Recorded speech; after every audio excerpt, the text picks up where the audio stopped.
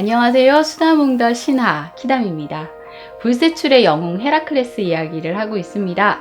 12가지의 미션을 모두 마치고 헤라클레스는 테베에 머무르고 있었어요. 그러던 중 오이칼리아의 왕 에우리토스가 활 속의 시합에서 이긴 자에게 자신의 딸 이올라를 주겠다는 내기를 한다는 이야기를 듣게 됩니다. 궁술의 명인 에우리토스는 헤라클레스의 궁술 스승이기도 하죠. 헤라클레스는 이 내기에 응하게 됩니다. 다른 사람들은 몰라도 헤라클레스는 당연히 내기에 이겼겠죠? 그런데 에우리토스는 약속을 지키지 않습니다. 너 옛날에 미쳐가지고 아내랑 애들이랑 다 죽였잖아. 그런 놈한테 내 딸 줄 수 없어. 아니, 약속은 약속인데 이 헤라클레스 이야기에는 약속을 지키지 않는 사람들이 정말 많네요. 또 이러다가 무슨 일 나겠어요? 이때 그 에우리토스의 아들인 이피토스는 약속을 지켜야 한다면서 또 헤라클레스 편을 들어요. 그리고 또 화가 너무 많이 났던 헤라클레스는 타린스로 또 떠나게 되죠. 어느 날 이피토스가 헤라클레스를 찾아와요. 헤라클레스가 떠난 뒤에 소를 도둑 맞았기 때문인데요. 도둑질과 말장난의 명수인 헤르메스의 아들 아우톨리코스가 범인이었는데 헤라클레스를 의심해서 확인하러 왔던 거죠. 헤라클레스는 친구가 왔으니까 이피토스를 대접하기 위해서 또 티리스 성벽 위에서 술잔치를 벌였는데 헤라클레스가 또 술에 취해서 이 얘기를 하다가 나 안 훔쳤다고 하면서 이피토스를 성벽 아래로 떨어뜨려 죽이게 됩니다. 내가 또 미쳐서 친구마저 죽였구나. 헤라클레스는 또 후회를 하며 이피토스를 죽인 죄를 씻기 위해 이피토스의 아버지 에우리토스의 절친 팔라스의 왕 넬레우스를 찾아가서 자기를 종으로 부려달라고, 난 죄인입니다. 저를 종으로 부려주세요 라고 요청을 하는데 거절당합니다. 헤라클레스는 대신 아미클라이 왕 베이포보스 밑에서 종살이를 하죠. 하지만 죄를 씻을 수가 없어서 이름 모를 병을 앓게 됩니다. 그래서 다시 델포이 신전을 찾아가서 신탁을 받으려고 하는데 여신관 피티아가 거절해요. 살인자의 신탁을 들어줄 수 없다고 말이죠. 또 여기 욱한 헤라클레스가 아폴로 신, 나 미워가지고 지금 답을 안 주는 거지? 하며 신전 안으로 뛰어들어가 여신관 피티아가 신탁을 받을 때 쓰는 삼각 의자를 빼앗아 버려요. 네, 아폴로는 신전을 모욕한 헤라클레스를 혼내주려고 했고 둘은 격렬한 싸움이 붙습니다. 사실 아폴론도 제우스 아들이고 헤라클레스도 제우스 아들이니까 형제끼리의 싸움이 되겠네요. 그런데 이 싸움이 너무 격렬해지니까 제우스가 결국 직접 나서서 무앙 하고 벼락을 내려요. 그제서 정신 차린 두 아들, 그래 우리가 왜 싸워, 미안해 하면서 화해를 하게 됩니다. 이 신들의 전령 헤르메스는 신전 모욕을 한 죄로 때가 돼서 누가 너를 사갈 건데 너를 사간 이에게 3년을 종살이를 해라 라는 전가를 헤라클레스에게 하죠. 그리고 헤르메스는 헤라클레스를 이디아 왕국의 옴팔레 여왕에게 팔아버립니다. 옴팔레는 과부로 매우 음란한 여인이었는데 헤르메스가 이 음란한 여인에게 헤라클레스를 팔아버린 거죠. 헤라클레스가 누군지 잘 알고 있었던 옴팔레는 헤라클레스를 놀리기 위해서 그에게 여자 옷을 입히고 바느질과 길쌈도 시킵니다. 이렇게 해서 헤라클레스는 사자 가죽과 곤봉을 놓고 여자 옷을 입고 다니면서 또 여왕님 타십시오 하면서 스스로 말이 돼서 옴팔레 여왕을 태우고 다니기도 했습니다. 그런데 죄인인 자신이 죄를 씻어야 한다고 생각을 했는지 한 번도 화를 내거나 불쾌해하지 않고 이 옴팔레가 시키는 대로 다 했고 또 이디아에 있었던 도둑들도 모두 속탕해 주기까지 해요. 그리고 또 밤이 되면 옴팔레와 즐거운 시간도 많이 가졌고요. 옴팔레는 헤라클레스에게 감동을 했던지 그와 결혼을 해서 여러 자식을 낳았고 그리고 또 3년이 지난 다음에는 헤라클레스 이제 당신은 자유야 라며 그를 노예에서 해방시켜 주죠. 이후 헤라클레스는 자기가 지옥에서 만났던 멜레아그로스의 부탁이 기억이 났어요. 그 여동생이랑 결혼해달라고 했잖아요. 그래서 칼리돈으로 떠납니다. 그런데 헤라클레스가 칼리돈에 갔을 때는 이미 경쟁자가 있었어요. 강의 신 아켈로스인데 헤라클레스와 아켈로스는 레슬링 경기를 해서 이기면 이 아름다운 데이아네이아를 차지하기로 해요. 아켈로스는 황소로 변신을 해서 막 달려들었는데 뭐 헤라클레스가 보통 인간은 아니잖아요. 그 뿔을 딱 부러뜨려 가지고 승리를 거두고 결국 데이아네이라와 결혼을 하게 됩니다. 이후 헤라클레스는 한동안 이 처가인 칼리돈 궁전에 머무르게 되죠. 헤라클레스는 칼리돈에서 머물면서 장인 어른인 오이네우스 왕이 테스프로티아인과 벌인 전쟁을 또 돕기도 하고, 또 아내와의 사이에서 아들 힐로스를 낳으면서 한동안 잘 지내는데요. 또 뜻하지 않게 왕의 측근을 죽이게 되면서 칼리돈을 떠나야 했어요.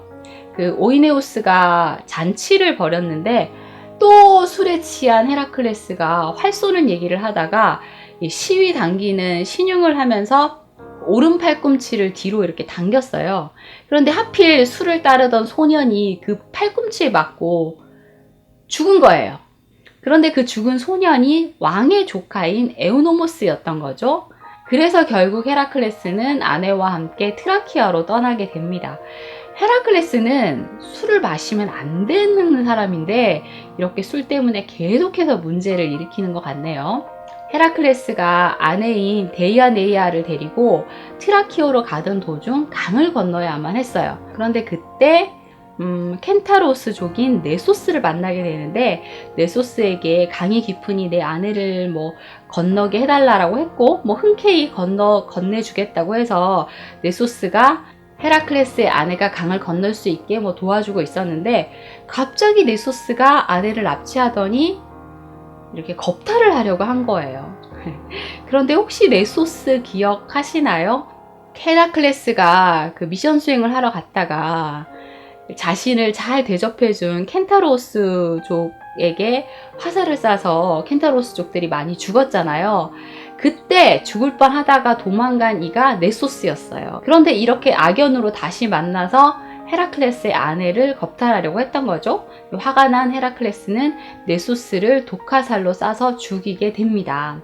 그런데 네소스가 죽어가면서 자신의 피는 사랑의 묘약이라고 속이면서 그 독이 묻은 옷자락을 헤라클레스의 아내에게 줍니다. 헤라클레스가 혹시 다른 여자를 좋아해서 당신을 떠나려고 한다면 이 피에 젖은 옷자락을 남편의 옷 속에 숨기시오. 그러면 다시 당신을 사랑하게 될 것이오. 라면서 죽음을 맞은 거죠.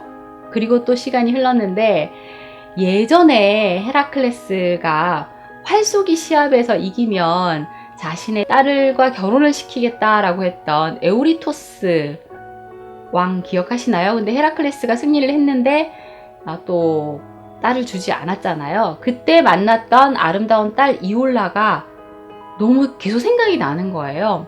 그래서 또 막장 같은 행동을 하게 됩니다. 그 오이칼리아로 쳐들어가서 에우리토스를 죽이고 공주 이올라를 기어코 뺏어온 거죠. 그리고 전쟁에서 승리를 하게 된 감사의 제사를 이 제우스 신전에 올리려고 하는데 헤라클레스가 제사 때 입을 예복을 아내에게 부탁을 한 거죠. 그런데 데이아네이라는 이올라에 대한 질투심을 느낀 거예요. 아니, 저 여자 하나를 얻으려고 그 전쟁을 벌인 건가? 나에 대한 사랑이 식었단 말이지? 라고 생각을 해서 데이아네이라는 그 예복 안에다가 네소스의 피가 묻은 옷 조각을 넣어서 꿰매어 버립니다.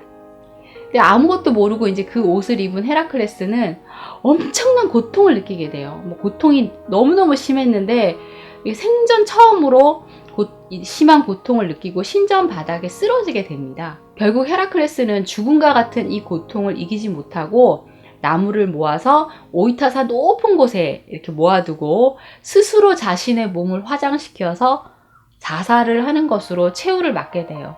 아무것도 모르고 결국 남편을 죽이게 된 데이아네이라는 남편을 죽게 한 양심의 가책을 이기지 못하고 또 자살을 하게 됩니다. 이렇게 인간으로서의 삶과 육신은 모두 불태워졌지만 헤라클레스는 뭐 완전히 죽은 게 아니었어요. 어머니로부터 받은 인간의 몸은 사라졌지만 영혼은 신의 아들이잖아요.